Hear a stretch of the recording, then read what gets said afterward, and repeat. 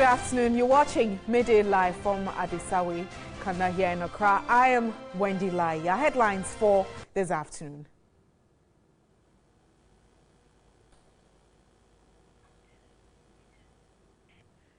Media General Group wins 4 awards at the 2017 edition of the RTP, with TV3's News 360 winning news program of the year. Government urged to set up special force similar to one formed to fight illegal mining to deal with incidents of violence by political vigilante groups. And coming up in international news, Iran's President Hassan Rouhani says his country will continue to produce missiles for its defense and does not see it as a violation of international accords. We have details of these and many more lined up. Do stay.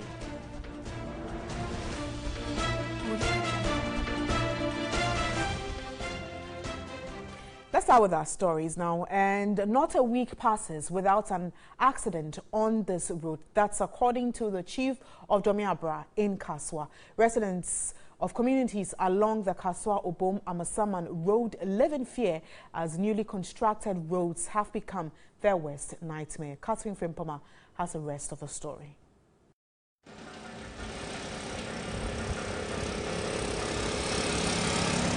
Looking at the nature of this road, since its completion, it has become one of the busiest. So if they haven't done with this road, all that we are calling for now, they should come and build the speed ramps as well as the pedestrian crossing so that the kind of accidents and the cars that are knocking people down will reduce.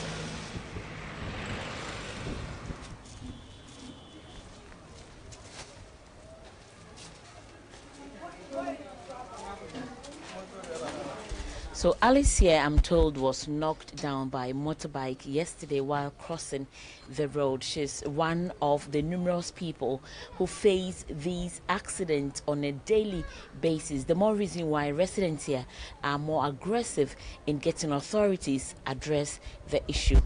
Hello, Alice. As I say, say a bit macabre. So what happened yesterday? Where were you going before you were knocked down by the motorbike? Yesterday I went to buy something at the roadside, other side. So when I was coming, the taxi drivers had stopped, but the motor is still coming. So when I was crossing, and then he locked me down. I didn't see anything. What I saw was I was the hospital. This road is very dangerous. We please the government to come and help us. If not that, most of our children will die. James Ajiman, the motor rider who hit Alice, was not spared either. I feel pains all over. An accident in his ear. I was heading to Kaswa from Lamte. I saw her trying to cross the road. I realized she was watching only one side. I tried swerving, but it was too late. I ran into her. So I shared this side, but I want to share my side. Tell me, I'm doing something. Swerving, I forgot no. A ban on me be shy. But I'm in the horn into me. I'm born on the good. So when you take one, I think I speed ramps in this one at the end. I was thinking out to Bokakara. But Alice and James might have been lucky not to have lost their lives in this accident, but the impact on their lives would be very enormous. But this is just one of the numerous accidents that happen on this stretch, most of which usually end up with several people dying. The 29-kilometer Kaswa-Obom-Amasaman road in the Ga-West district of the Greater Accra region is expected to be fully opened to traffic by the end of the year. For years, residents dreamed of a well-constructed first-class road like this, but the fulfillment of this dream has now become a nightmare. We were complaining when this road was not tied. Now they've tied it perfect. I believe that whatever you start, you should be able to finish it. So they should come and finish it, and that is all we are calling for. Residents of Englishi Domiabra, one of the communities along the stretch, feel worse off The community, a developing one, is such that residential homes are fast springing on one side with shops, schools and other facilities on the other. Crossing the road is inevitable. Rebecca tells me she crosses the road each day to her shop while her children also cross to school.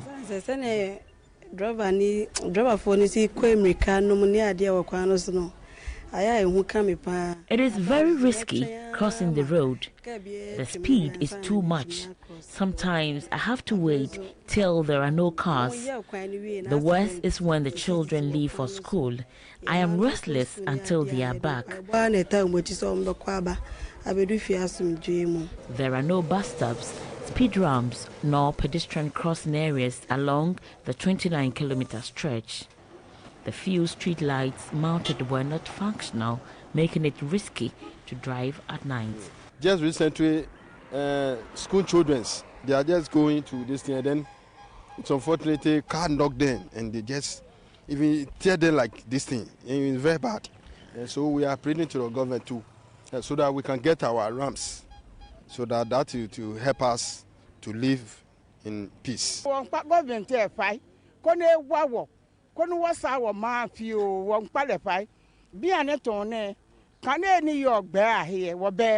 We plead with the government to help us develop our town. We don't have street lights, so the drivers drive anyhow. We really need street lights and speed ramps.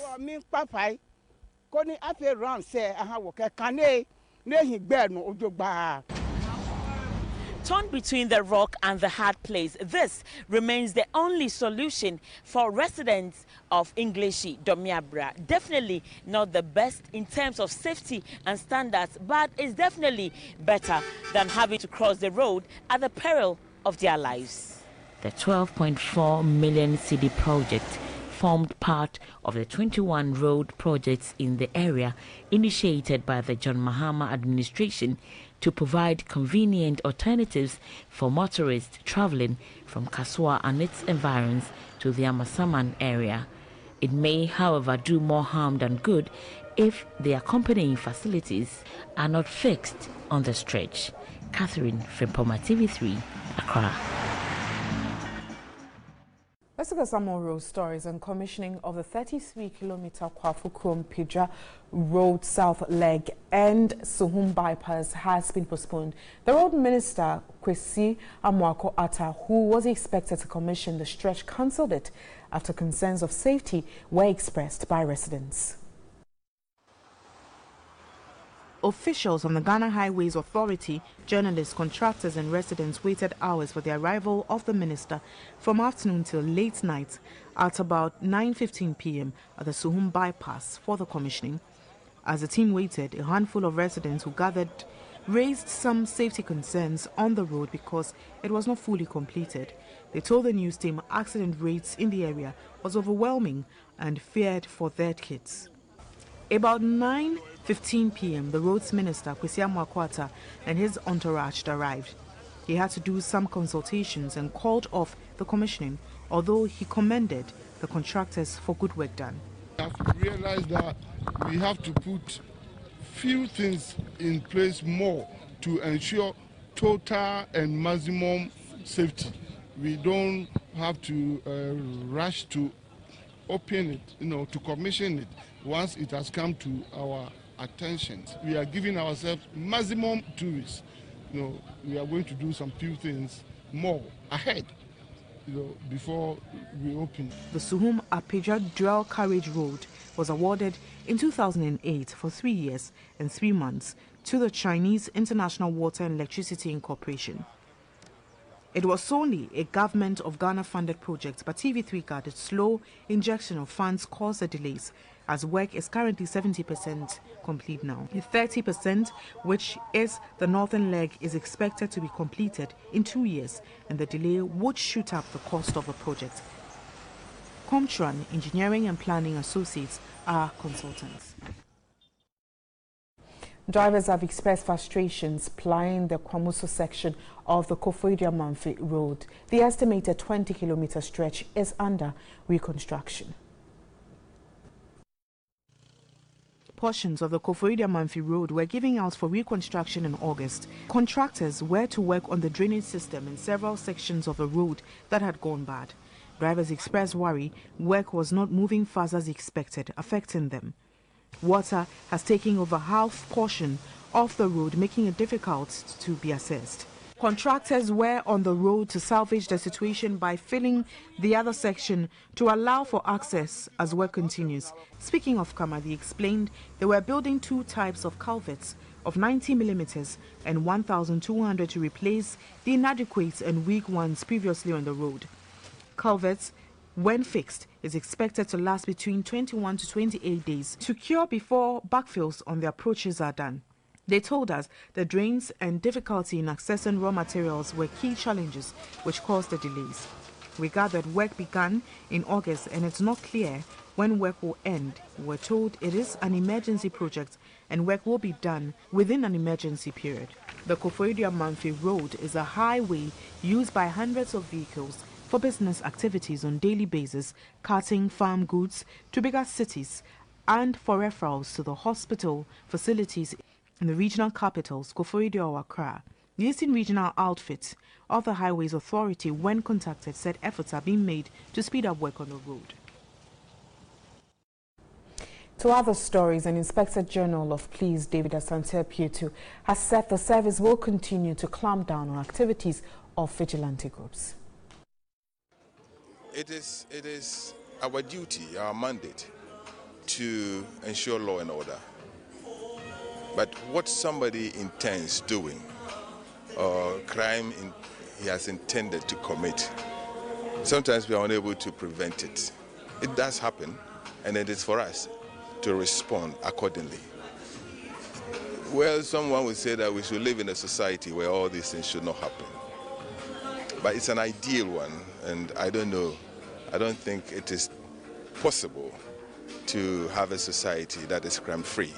They will occur, but our response and how we are able to manage it is what is important.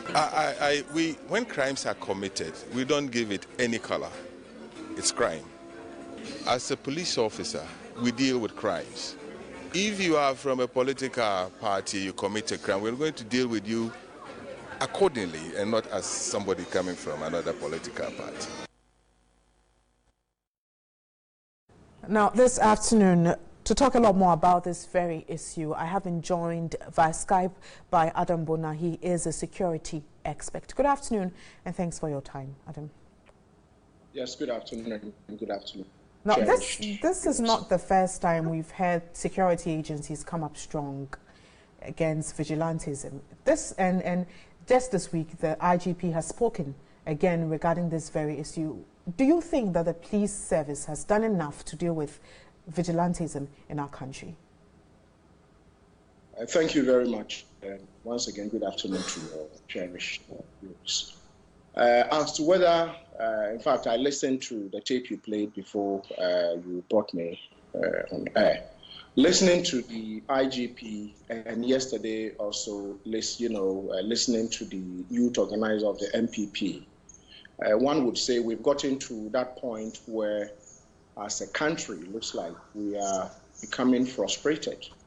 If you ask me, are we able to deal with this issue? I would say yes, we should have the capacity to deal with it.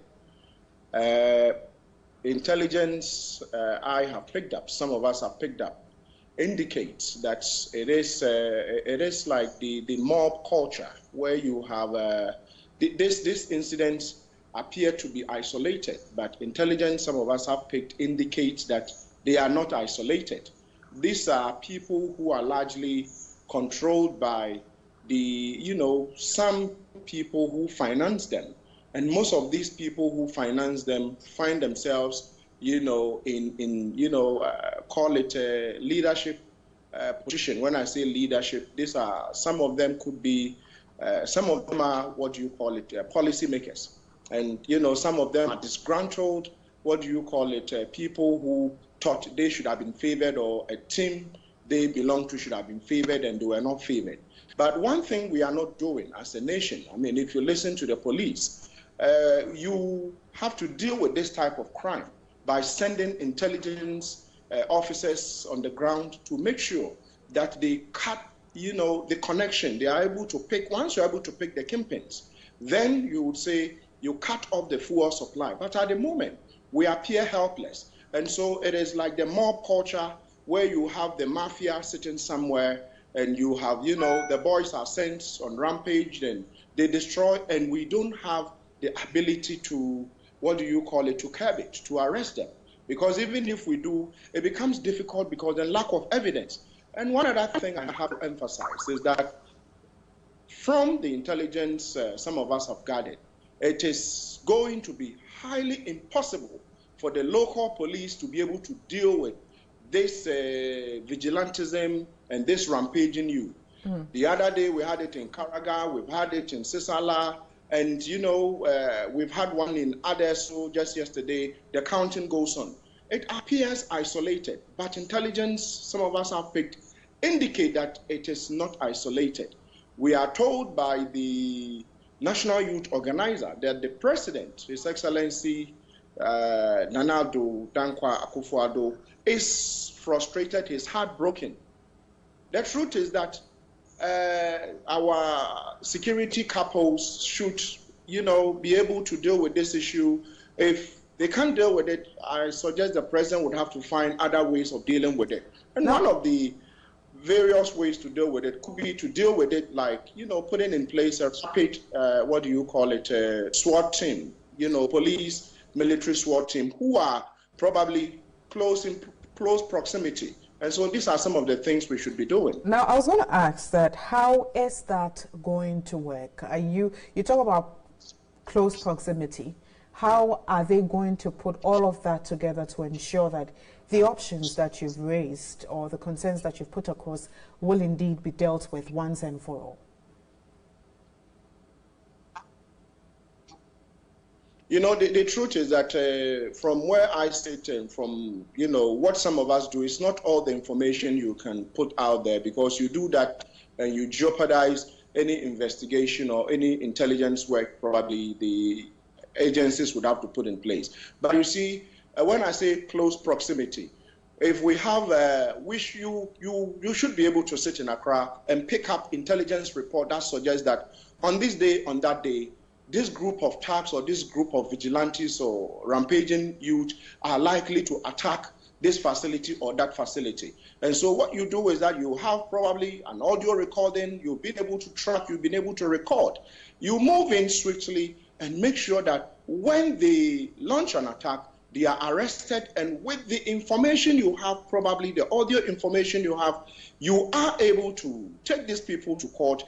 We just have to show leadership in this country. We just have to make sure some of these people who are, paying to get these guys, disturb all of us, when we get them punished and shamed in public, we just have to get one of these things. But can we get there? For instance, the example you've just given, can we get there? Are services that equipped to do this? Oh, and then society then comes in. Society comes in. How does society assist these security services to fish out these individuals engaged in vigilantism? If from what I said earlier on, it is very difficult for us to deal with this vigilantism issue at the local level, because then the police officers live with these people, and so you risk getting probably a reprisal attack if sometimes they try to arrest them. And so what we need to do is to have something that has a national picture or character. What they are supposed to be doing is to make sure they have systems. We have systems in place. Technology in place that will be able to track some of these people, back them. Once they begin to talk, I don't want to put everything out there. And so there are systems in place that you can actually sit anywhere in the world and say, we need to be, listening, and you will be able to do that. Once you do that, per the minute, these guys are likely to, launch an attack. We move in there swiftly, arrest them. The information we have on tape, We use that as a basis to now, send them to, what do you call it, to secure a proper conviction. All right. But until then, it is going to be difficult to try to deal with it at the local level. We can't. The local police can't do it, and the chiefs and people can't do it. We need to have something that has, a national character, per se. Yeah. Thank you so much for your time. Adam Bona is a security expert. We're looking at vigilantism in our country and how that can be dealt with. You're still watching Midday Live. The Energy Commission has announced plans to audit all electrical wiring systems at the various markets and fuel stations by the end of the year. The move is to ensure compliance by the various markets and fuel stations with a mandatory 10-year audit of all electrical wiring systems. Here's a report by Benjamin Edu. The exercise comes on the back of various market fires and recent fires at fuel stations in the country. Though the most recent one at the Atomic Junction in Accra is largely attributed to a gas explosion, some players in the industry believe the development could also escalate when there are faulty electrical systems. Officials from the Energy Commission visited the Kumasi Central Market to inspect their electrical wiring systems. 2 shops were selected for the exercise, and officials from the Energy Commission found out their electrical wiring systems were bad and quickly disconnected them. The exercise will be replicated in other shops within the market. Over the years, the market has experienced more fire outbreaks, which have been attributed to the old and improper electrical wiring systems in the market. A lead trainer for certified electrical wiring professionals at the Energy Commission, Awal Sakib Mohammed, said their immediate action is to get the market and fuel stations audited to ensure safety. Electrical fittings and accessories are supposed to meet the requirement of Ghana Standard 1009. We identified that everything that was used there do not meet our requirement, and for that matter, it poses danger. So as a result, we have asked for disconnection of the shop. The Executive Secretary of the Energy Commission, Dr. Ofosu Ahinkra, announced that they will ensure the electrical wiring regulation is enforced. Filling stations, shops and commercial facilities which are 10 years or more are to undergo mandatory inspection. The electrical wiring regulation of 2012 was passed as part of efforts to curtail frequent fire outbreaks in private and public facilities. Ghana lost a total of $50 million to cybercrime in 2016. The lack of cybercrime insurance in the country means victims did not have any compensation. However, the insurance industry has begun rolling out policies to cover cybercrime. Cyber insurance is an insurance product used to protect businesses and individual users from internet-based risk and more generally from risks relating to information technology infrastructure and activities. Experts say cybercrime is likely to increase to about 7 million cases by 2020. Data breaches are also expected to grow by 40% a year by 2019. There are 556 million cybercrime victims a year, which equates to more than 1.5 million per day and 18 victims per second. Acting Manager of Alliance Insurance, Mark Tenamwa, noted with increasing dependence on information technology, corporate institutions are faced with numerous threats such as distributed denial of service, malicious hacking and virus attacks which affect vital customer service. Shak Ukaman of Averse Cybersecurity stressed the need to address cyber risk and take active steps to identify, assess and manage the risks on an enterprise-wide basis. Is bigger than total drug trafficking internationally, to give you the extent of it. And so we are talking more than 1 trillion a year is being lost to cybercrime. Very prevalent because people can't protect themselves in total when it comes to cybercrime. You can spend so much money, do so much protection, but ultimately you do want to move some of that risk off to someone, and that's where insurance comes in. He was worried at the amount of money that are lost through cybercrime. Is to get the maturity level or the education level of organizations, enterprises in Ghana, to get their awareness up of what's happening with cybercrime. How do cyber criminals go about? I think if they understand that, that becomes a starting point in terms of that journey that you want to take in order to protect yourself from it. So it doesn't happen overnight. Shak Ukaman suggested insurers must also continue to invest in their own cybersecurity. Now to healthcare. Nursing mothers of the St. Teresa's Hospital of Nkranza in the Bona region sleep on the bare floor with newborn babies due to labor ward congestions. Records indicate St. Teresa's Hospital in September this year alone recorded 131 deliveries, representing an average of 5 deliveries daily. Here's a report by Tichi Johnson. Deliveries at the St. Teresa's Hospital has soared. In September alone, a total of 131 deliveries, representing an average of 5 deliveries daily, were recorded. The congestion has forced many of the women in labor to sleep on the corridors. They lie on the bare floor, awaiting the arrival of their children.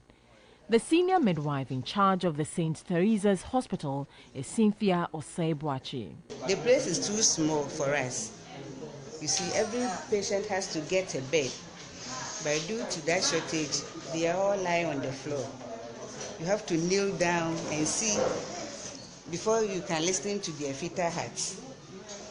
Even if the infusion is also finished, you have to also kneel down before you can help them to change infusion and the rest. In fact, we are suffering. Another worrying situation at the labor ward is that the hospital has no single incubator. This has compelled them to use an improvised radiant warmer light to ensure the babies are being provided with some amount of heat. Cynthia Osei-Boachi says many of their newly born babies who deserved longer protection in the incubators are referred to Techiman Holy Family Hospital to ensure their safety. Senior nursing officers have to share a small table in an enclosed office to their labor ward to file their records. Currently, the government owes the hospital 8 months of NHIS arrears.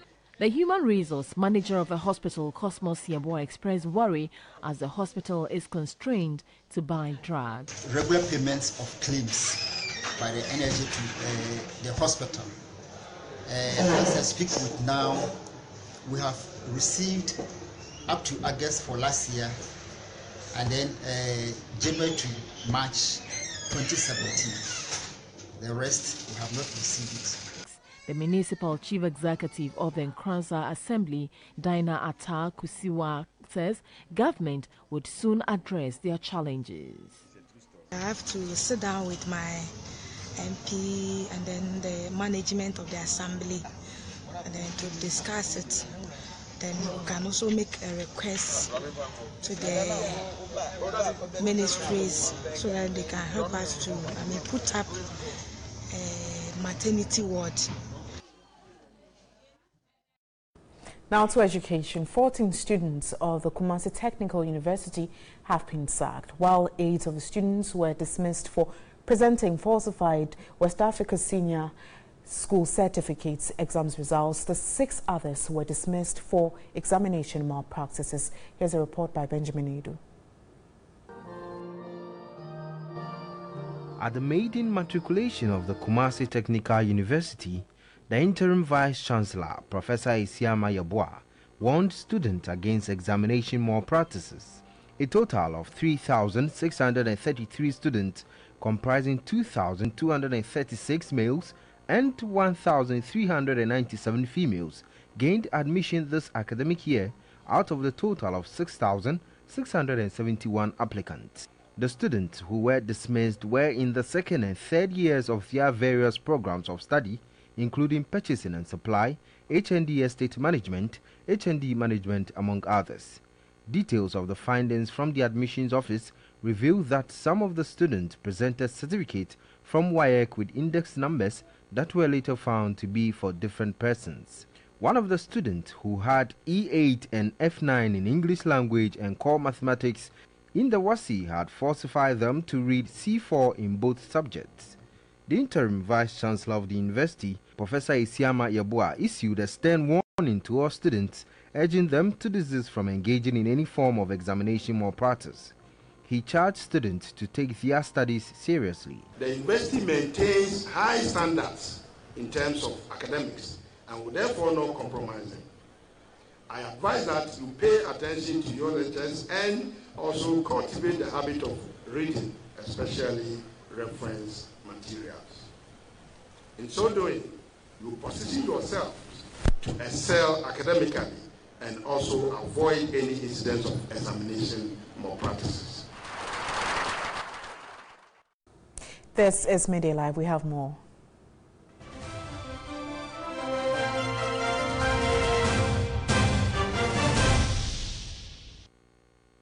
In the eastern region has increased over the last 2 years. Residents believe if governments invest in the produce, it will speed up development there. The news team's recent visits to the area saw many of the residents engaging in citrus farming, oil palm, and other ventures. The performance of the small-scale oil palm and citrus farmers in the area show, given the necessary support, the area could go a long way in its agro-industrialization efforts. A total of 200,000 farmers in Ghana work in the citrus industry. But insect infestation and plant diseases, together with unproductive work processes, often harm for production. Many of the seedlings are pest-ridden, making them useless for further planting. In some parts of the country, low patronage and consumption of citrus fruits, particularly sweet oranges, compelling many orange farmers to abandon the farms of the citrus fruits for other cash-rewarding crops.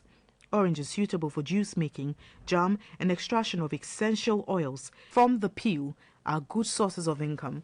Orange yield has increased tremendously in Edukrom in the eastern region, and farmers are happy with the position. But the availability of ready markets is a challenge. The Edukrom Hine Nana Otutu Abebio V was, however, worried about some challenges in the area. Post-harvest loss is another challenge that we are facing, especially when you don't spray and you don't do the regular cultural practices by pruning it, spraying against insects, and also regular visits to the farm. It's also another problem. And sometimes the chemicals, not all insecticides can ward off the insects of citrus. Sometimes you need to get a prescribed insecticide for the citrus. Some of the farmers and opinion leaders in the area also spoke to the news team. Our honest appeal to the government is looking at the nature of the land, the landscape. If the place were to be opened up by construction of access road, that can also help to reduce post-harvest losses. In other news, the women in mining at Asanko mines in the Mansia West District of the Ashanti region have joined the global community to mark this year's Breast Cancer Awareness Month with the launch of a breast cancer awareness program at Manso Nkwanta. The project is aimed at intensifying breast cancer awareness and raise funds to support affected victims. Viewers are cautioned some of the visuals could be disturbing. Activities lined up for the month-long program included health screening exercises and a forum on the theme Breast Cancer Awareness, a Shared Responsibility. The event was also used to launch the Asanko branch of the Women in Mining to carry out series of activities among women in the area. Asanko deemed it an utmost priority to raise awareness and assist women with breast conditions to seek early medical treatment. The general manager in charge of operations at the Asanko mine, Charles Amwa, called on all to help in eradicating breast cancer menace among women. Breast screening, because that's an area that we believe that people don't consider it as very much important. And people also have always attached stigma to breast cancer diseases. So we felt that this is the opportune time to dispel that notion. A physician assistant of Breast Care International and Peace and Love Hospital, Bridget Norte-Mensah, says statistics of women getting diagnosed in late stages due to lack of awareness and education is affecting their activities.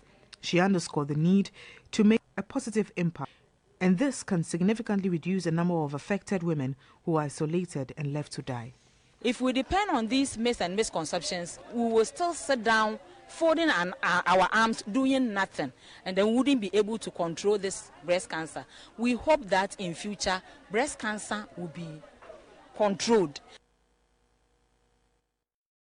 And the chiefs and people of the Kriapim Edukrom Traditional Council in the Eastern Region have launched the 2017 Ojra Festival to generate funds to implement a 5-year development plan. The festival will also be used to showcase the rich culture of the Kriapim people. Here's a report by Benjamin Edu.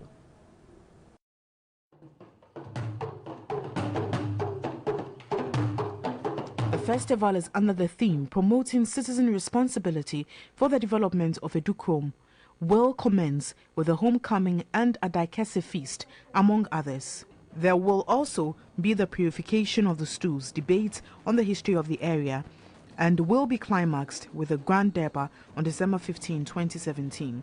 The launching of the festival coincided with the launch of a 5-year development plan for the community. The chief of Edukrom, Nana Otutu Abebio V, stated the main objective of this year's festival is to raise funds for the construction of a modern community center, as well as increase funds in the Educational Endowment Fund for the Traditional Council. Libation was later poured to signify the launching and commencement of the festival. Nana Otutu Abebio said he will ensure the speedy development of the traditional area. The production of cashew, the production of citrus, the production of cassava, oil palm, and other variety of crops. In fact, through this, the youth is being educated to go into some of these things so that they will not stay idle and do things that can lead them to do all forms of social vices. According to him, an entrepreneurial clinic will be organized to help the youth unearth their entrepreneurial talents, which is a tool for employment generation. And we have sports next.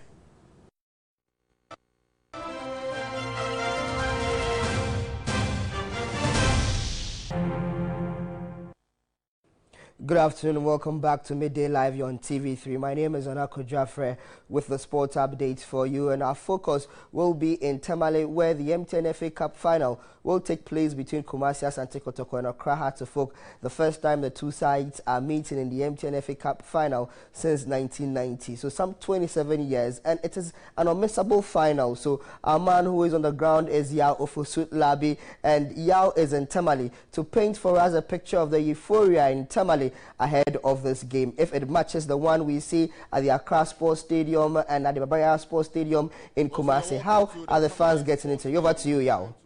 History here at this stadium is Accra Hearts of Oak against Kumasi Asante Kotoko for the final of the MTN FA Cup. This will be the fourth meeting in the final between these two teams. The first was in 1958, in 1960, and then in 1990, that controversial one where Kumasi Asante Kotoko won, but then Accra Hearts of Oak had to take the points in the boardroom. But today, it's another time to rewrite the history books for Kumasi Asante Kotoko right here at the stadium. It will be a mega game here at the stadium. I've already spoken to a few of the Hearts of Oak fans who say that they are ready to do justice to Kumasi Asante Kotoko. But as you can see behind me, the Kotoko fans are already in their elements, and they are here in the stadium in their numbers to wish their team well and also to support them over here at the Tamale Sports Stadium. It will be a great game between the two sides. As I mentioned earlier, 1990 was the last time, that was 27 years ago, that these two teams met in the final of the FA Cup. But in the game, no, who is saying? Oh, Nyame adum nyame de aba na Fabulous and omoye day phobia dum ti be ka form e 2-1 ye be first goal no o mateni asa de atoa so ne apon that na phobia for ne say a higher neutral ground, a higher Tamale mumbo wa hada first time amubo wa ha e tre bibi fa game we ho ana ye nso hwe ye fa ase Kumasi baba yara ye honhom wa ha ye be score wom. And he neutral, my how many goals number? Yes, 2-1. When they say goals now? 2-1. What is 2-1? Yabashawom. Yabashawom 2-1. So as you can see, the Kumasi Asante Kotoko fans obviously very confident about their team. They say they are winning by 2-1. But 2 goals now mobeshano. 2 goals na mobeshano. And no enebe trophy because what's mobeshe 2 goals. It's the hard to say 2 goals and namu yenede. Omutimi say 2 goals da. Ya boy home of the say. Aya dan ball you be winning. E kwam biazo. Yenim say Ahmed Adams gina cho no kwan de. Bo bia no obetimi ayre. Atoye net. Awanda ball mu. E je de. Entimi ka so bia be che. But this season more away performance na share than Koye. This season much 6 goals per away. A higher away ground. Say na mu hu no. Anya match we ya. Match we there. Anutini ya maaye no. Anya match we. Match we ya ni abrepa. Anutina leg na ga say ya mpebiem no. Anutina ya ba say ba be match we no. Etina match we. Why match we de kwam bia so ya be say asofo. Why? Kwam bia so ya be say asofo. Why? The last time you saw on 4. You saw on 4 no say ya go use on qualified player and they be san show. ekwan bia so ompo mu ni ba yere busa ye be san show o ye yere dara mo e dia be show mo and the say nipa ne form no e dia tetia form half for the bia be manim sa na be ka mon to nyom ba kon fan support mu team no